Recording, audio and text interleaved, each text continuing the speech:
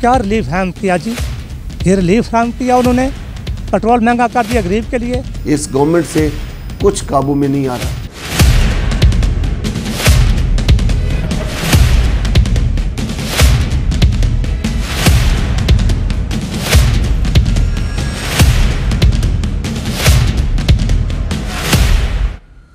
बिस्मिल्लाहिर्रहमानिर्रहीम, अस्सलाम वालेकुम नाज़रीन, उम्मीद है कि आप खैर आफियत से होंगे। मैं हूं सुहेल मलिक और आप हक न्यूज़ का प्रोग्राम हक की आवाज़ देख रहे हैं। नाज़रीन, आवाम के लिए एक और बुरी खबर है।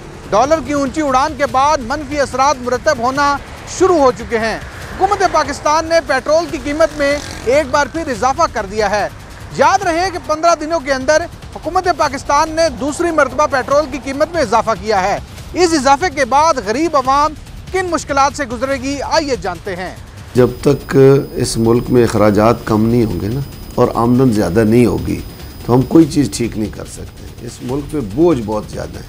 इस पे हमारे जो बड़ा एक तबका है वो इतनी अयाशी कर रहा है कि उनकी 4 लाख से तनख्वाह शुरू होती है, चाहे MNA है, MP है, सेनेटर है, और 10 लाख तक जाती है। और निचले जो लोग हैं 20,000 25,000, ये फिर कैसे गुजारा करेंगे? मुल्क का कोई इदारा ऐसा नहीं है जो मुनाफा बख्श हो। 5-5, 600 अरब रुपए के खसारे में सारे। तो जब ऐसा होगा, दूसरी गवर्नमेंट की प्लानिंग अच्छी नहीं है। लेकिन जब से ये आए हैं, उस वक्त जब आए थे 6 अरब रुपया सूद अदा करती थी गवर्नमेंट कर्ज़ों पे। जब ये आए तो जो ही डॉलर बढ़ा, इनकी गलत प्लानिंग की वजह से वो 10 अरब हो गया। अब आज अगर डॉलर 200 पे जाता है तो ये 20 अरब हो जाएगा। मतलब 20 अरब रुपया अगर आप रोज़ाना का सूद अदा करेंगे तो वो आएंगे कहाँ से? वो फिर आप पेट्रोल बढ़ाएंगे, फिर आप गैस बढ़ाएंगे, फिर आप बिजली बढ़ाएंगे, तो बोझ बेचारे गरीब आदमी पे जाएगा। अब टैक्स की बात आती है। टैक्स जिन्होंने देना है, जिनके पास 5-5 करोड़ की गाड़ियाँ हैं, 20-20 करोड़ के बंगले हैं, वो टैक्स देते नहीं हैं। जो आम आदमी का टैक्स है, कहा जाता है लोग टैक्स नहीं देते। मैं कहता हूँ 6 लाख रुपए की आमदन वाले पे टैक्स नहीं है पाकिस्तान में। ये कानून है। जिसकी कोई आमदन नहीं है वो भी टैक्स दे रहा है। जिसकी आमदन ही नहीं है, जिसको खाली तनख्वाह मिलती है 20-25 हज़ार, या वर्कर है, मुलाजिम है कहीं भी, उसको घर का सामान जब भी वो ख़रीद के लाता है तो 15,000 का अगर वो सामान लाए तो 3,000 रुपये टैक्स होता है। तो टैक्स तो हर बंदा दे रहा है। और जिस ताजर पर टैक्स नहीं है, साइकिल वाला है, छोटा कारोबार है, सिगरेट बेचता है, वो भी 50,000 रुपये साल का टैक्स इनडायरेक्ट दे रहा है। क्योंकि डायरेक्ट उससे लेना नहीं है, बनता नहीं है, 6 लाख की आमदन नहीं है उसकी, लेकिन इनडायरेक्ट उससे ले रहे हैं। फिर वो सारी चीज़ें जो ख़रीदते, कोई ऐसा इस मुल्क का शख्स नहीं है। अब बच्चे भी जो हैं, नौजवान जो हैं, वो मोबाइल यूज़ करते हैं, अगर उनकी जॉब नहीं भी है, मोबाइल यूज़ करते हैं, वो 100 रुपये पे 20-25 रुपये टैक्स दे रहे हैं। तो कोई ऐसा पाकिस्तानी बंदा नहीं है, शख्स, जो टैक्स नहीं दे रहा। वजह यह है कि बोझ ज़्यादा है। अगर बोझ को ये कम करें, देखें ना, आते साथ इन्होंने कहा भैंसें बेच दी, तुम्हारी PM हाउस की गाड़ियाँ बेच दी। और भाई उसका क्या फ़ायदा हुआ? उससे या तो आप भी उन ऐसी गाड़ियों में ना बैठते ना, वो बेच के आपने नुकसान किया उल्टा मुल्क का। फिर वो नहीं लानी पड़ी जब मेहमान आए हैं बाहर से।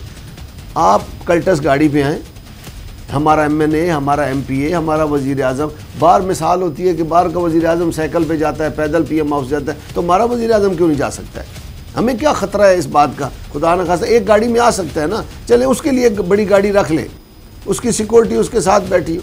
कोई एक शख्स गन लेके बैठ जाए, भाई अगर तो खुदा न खास्ता किसी की मौत आई है तो वो बच नहीं सकता है। ये खुद वज़ीर आज़म कहते हैं, भाई जब तक इस मुल्क में अखराजात कम नहीं करेंगे, करप्शन को कंट्रोल नहीं, करप्शन के कोई कानून पास नहीं करेंगे। सिंगापुर में न तेल है न ज़मीन है। दुनिया की बेहतरीन एयरलाइन सिंगापुर की है, दुनिया का बेहतरीन सिस्टम सिंगापुर का है। क्या उन्होंने क्या किया? जो 10,000 रुपये की करप्शन करता है उसको 1 साल सज़ा देते हैं, लाख रुपए से ऊपर चला जाए तो उसको सजाए मौत देते हैं। तो काम ठीक है। यही काम चाइना ने किया। 300-400 वज़ीरों को उन्होंने शूट कर दिया करप्शन की वजह से। भाई हम ऐसा क्यों नहीं करते हैं? हम सिर्फ बातें करते हैं। अब तक जितने लोगों को इन्होंने पकड़ा हुआ है, कोई ये तो नहीं बताया कि इतने अरब रुपया उनसे वसूल हो गया। जरदारी साहब के जी फलानी जगह पे पड़े हैं स्विस बैंक में। ओ भाई वो आ तो जाए ना, कौम कहे कि भाई जो लूटे हुए पैसे हैं वो अभी कोई एक पैसा नहीं है, या तो हैं कोई नहीं है, अगर हैं तो फिर वापस क्यों नहीं आए? चेयरमैन नैब जो है, अब नैब देखें, नैब और चोरी से खाता है कि आपने अगर अरब रुपए की करप्शन की है तो वो कहते हैं जनाब हमें 75% जो है वो उधर जमा करा दें, 25% आप रख लें। यानी 25 करोड़ रख लें, वो चाहिए तो ये कि जिसने करप्शन की है साबित हो गया है तो उसके बच्चे टेंट में रहें, वो जेल में रहे सारी उम्र, सजाए मौत ना दें, सारी उम्र लिख दें कि वो जेल में रहेगा, ये ठीक हो जाएगा। तो अगर आप ऐसा नहीं करेंगे, इसी दलदल में जाएंगे तो फिर आम आदमी जो है एक दिन तंगामंद बजंगामंद होगा। जब उसके बच्चे को दवाई नहीं मिलेगी, जब उसके बच्चे को अस्पताल में दाखिला नहीं होगा तो वो फिर सड़क पे आ जाएगा, उसको फिर आपको काबू करना बड़ा मुश्किल हो जाएगा। इस गवर्नमेंट से कुछ काबू में नहीं आ रहा। इन्होंने एक्सपोर्ट बढ़ाने की कोशिश की और इंपोर्ट को रोक दिया, ये भी एक महंगाई की बड़ी वजह बनी। क्यों बनी कि आप इन्होंने रोका कि डॉलर इधर रुकेगा, हम बाहर की चीज़ें नहीं खरीदेंगे तो डॉलर मुल्क में होगा। और भाई डॉलर की जब चहल पहल नहीं होगी कि आया जाएगा नहीं तो नहीं हो सकता है। एक्सपोर्ट हमारे पास है क्या जो हम एक्सपोर्ट करेंगे? क्या है हमारे पास? हमारा किसान जो है वो मुश्किल में है, दुकानदार जो है वो मुश्किल में है। तो हमारी जो सनतकार है इस कोरोना की वजह से और मुसीबत बनी है कि उसने कोई चीज़ बनाई नहीं, डर कर बनाई है। जहाँ वो 2000 चीज़ें बनाता था उसने 200 बनाई हैं कि कोई ख़रीदार होगा या नहीं। अब वो नहीं जब बना रहा, आगे जो मिडल मैन है वो डर के ख़रीद रहा है, वो उससे 10 पीस लेता है कि भाई यार हो सकता है आगे दुकानदार ले। दुकानदार जब ले लेता है उसके पास कस्टमर नहीं है, जब कस्टमर नहीं है तो उसको पैसे नहीं दे सकता। ये भी एक बुरहान पैदा हुआ है। इस वक्त दुकानदार के पास किराया देने के लिए पैसे नहीं है। 450 अरब डॉलर जो दिया IMF ने, रिलीफ दिया है इनको कि आम आदमी को दें जो मुश्किल में गया है। गवर्नमेंट को अपने लिए मुसीबत बनी हुई है, उन्होंने उधर इस्तेमाल कर लिया, इधर नहीं दिया। किसी MNA को, किसी वज़ीर को ये तौफीक नहीं हुई कि वो कहे यार मैं तनख्वाह नहीं लेता हूँ। सबसे ज़्यादा वसाइल इनके पास हैं। किसी MPA का डेरा देख लें, किसी MNA की कोठी देख लें, उनके सिस्टम देख लें, उनके पास बड़े वसाइल हैं, लेकिन 4 लाख तनख्वाह नहीं छोड़नी है, मरात नहीं छोड़नी है। एक MNA यकीन करें हमें 10 लाख रुपए में पड़ रहा है। 4.5 अरब रुपए महीने की ये तनख्वाह लेते हैं, सिर्फ सियासतदान लेते हैं। जो बड़ा ब्यूरोक्रेट लेता है, जो उसके अखराजात हैं, जो मरात हैं, वो और डबल हैं इससे। मतलब अगर तनख्वाह किसी की 2 लाख है ना अफसर की, तो वो 10 लाख की महीने की फैसिलिटियाँ ले रहा है, वो घर ले रहा है, गाड़ी ले रहा है, पेट्रोल ले, मतलब बड़ी, वो बाहर जाता है तो उसके टिकट फ्री है, 10 लाख में पड़ रहा है। जब तक ये काम ठीक नहीं होगा ना तब तक हम सही नहीं हो सकते। इस वक्त सबसे बड़ा जुल्म यही है कि ये जो कमीशन माफिया इसने मुल्क को तबाह कर दिया है। और ये एक सड़क 100 किलोमीटर की बननी है ना, 50 किलोमीटर के पैसे जेब में डाल देंगे, 50 किलोमीटर बना देंगे। तो ये हो रहा है इस मुल्क में। इस पर कंट्रोल नहीं है गवर्नमेंट का। जब तक कोई अच्छी टीम, वज़ीर आज़म साहब उनका दिल तो शायद करता है, जब हम उनकी बॉडी लैंग्वेज देखते हैं तो चाहते हैं कि मुल्क ठीक हो जाए, लेकिन उनके इर्द गिर्द कोई नहीं है। अगर इर्द गिर्द हैं भी तो उनके भी 2 हिस्से हैं, वो आपस में, मतलब इस जमात के अंदर 2 हिस्से हैं, आपस में सारा दिन झगड़ते रहते हैं। एक कहता है मैं काम करूंगा, एक कहता है मैं काम करूंगा। हम एहतजाज में रहे हैं FBR के पास 4 बजे से लेकर रात 12 बजे तक। किसी जिम्मेदार आदमी की, सियासी गवर्नमेंट में लोग डायलॉग करते हैं, बात करते हैं आके बैठ के कि भाई आपका मसला, किसी मतलब उनको पता ही कोई नहीं हमने करना क्या है। सियासी तजर्बा कोई नहीं है इनके पास कि कोई जिम्मेदार आदमी आके बात करके मुल्क की मईशत की रीढ़ की हड्डी सड़क पे बैठी हुई है, भाई क्या कह रही है कि FBR चोर है। कल वज़ीर आज़म साहब कहते थे FBR चोर है, उधर ही कंटेनर FBR के नज़दीक होता था कंटेनर D चौक में, तो उधर सारे दिन हर रोज़ कहते थे FBR को ठीक करना है। FBR को ये हिला तक नहीं सके। देखें जी, हुकूमत ने पेट्रोल तो महंगा किया लेकिन गरीब आदमी के लिए बहुत मुश्किल बन गई है। अभी 5 रुपये लीटर पीछे और महंगा कर दिया है। तो अभी जो है ना काम के हालात भी नहीं है, ठीक है। और हुकूमत को ऐसा करना चाहिए कि अवाम को थोड़ा रिलीफ मिले ताकि अवाम इसके ऊपर गुजारा कर सकें। गरीब के लिए काम चलाना और घर चलाना बहुत अभी इस हालात के मुताबिक बहुत मुश्किल हो गया है। तो ये महंगाई जो हो गई है, ज़्यादा हो गई है, महंगाई हो गई है, इसके ऊपर कंट्रोल करें, थोड़ा चीज़ें सस्ती करें। आटा देख लें, चीनी देख लें, घी देख लें, पेट्रोल देख लें, हर चीज़ पहुँच से बाहर हो चुकी है। मेरी आमदनी है 30 से 35 हज़ार। फीसें देकर कभी बिजली का बिल रह जाता है, कभी गैस का बिल रह जाता है, और महीने में मेरे ख्याल में हम एक दफ़ा भी गोश्त नहीं खाते। हुकूमत से यही मुतालबा है कि छोड़ दें हुकूमत, उनको हुकूमत चलानी नहीं आती है। जितने भी हैं ना लोग उनके साथ, जो इसने कहा था कि मैं किसी पार्टी से नहीं लूँगा, सब वही हैं, पुराने मिशरों वाले, दूसरे तीसरे, सब वही माफिया बैठी हुई है। उनको निकालें, साफ़ सुथरे लोग आए, नहीं तो छोड़ दे हुकूमत। जनरली स्पीकिंग अगर देखा जाए तो ट्रैवलिंग कॉस्ट सबका इंक्रीज़ होगा।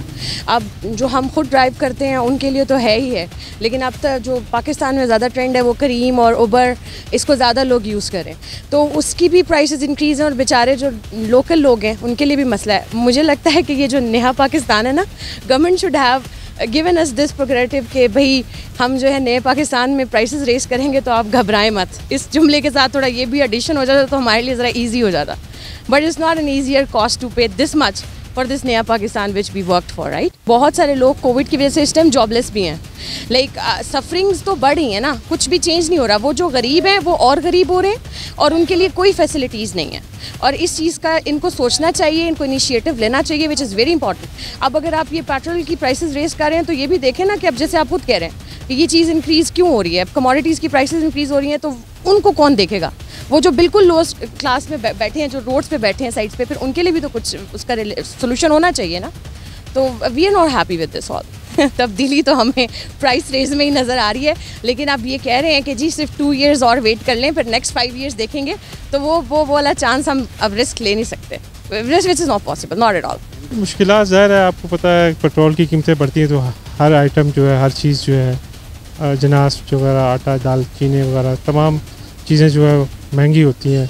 तो इस हुकूमत ने बिल्कुल कोई कंट्रोल नहीं किया किसी चीज़ के ऊपर। जो है 3 साल हो गए आपके सूरत हाल लगातार जो बढ़ा रहे हैं, जिससे आम आदमी की बड़ी मुश्किलात में इजाफा होता जा रहा है और कीमतें ख़रीद और मुश्किलात बहुत ज़्यादा बढ़ गई हैं आम आदमी की, वो परेशान में है। उसके अलावा जो है बिजली के बिलों के हवाले से आप देख लें, हर चीज़ जो है इससे बढ़ जाती है। तब्दीली तो सर आपके सामने क्या तब्दीली तो कुछ नहीं आई, तो आम आदमी के आपको पता है हालात बिल्कुल अबतर हो गए हैं, मरने की तरफ यानी कि गामजन है लोग जो है कब्र की तरफ यानी कि पहुँचा दिया लोगों को इन्होंने। तो कोई बड़ी मुश्किलात हैं, बहुत ज़्यादा इन्होंने बहुत ज़्यादा मायूस किया आवाम को। वोट लेके आते हैं, 70 साल से यही हो रहा है ना, आम आदमी के मसाइल तो हल नहीं हो रहे ना। आपको पता है माफिया बैठे हुए हैं सारे, करप्शन जो कर रहे हैं ऊपर बैठ के, आम आदमी के लिए कोई मसाइल जो है वो 70 साल से उसी तरह ही हैं।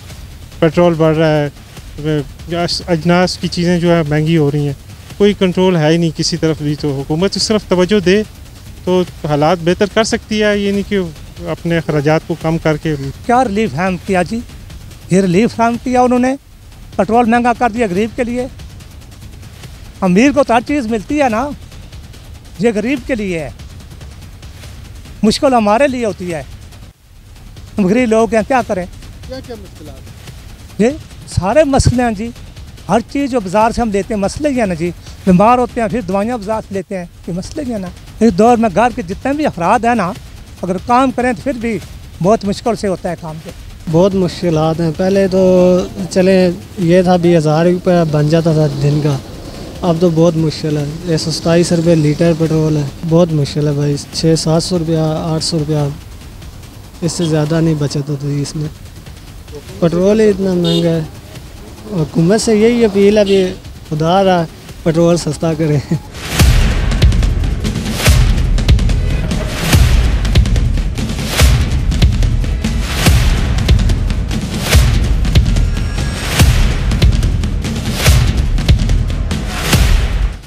अवाम का कहना है कि हुकूमत गरीब को रिलीफ फराहम करने में मुकम्मल तौर पर नाकाम हो चुकी है।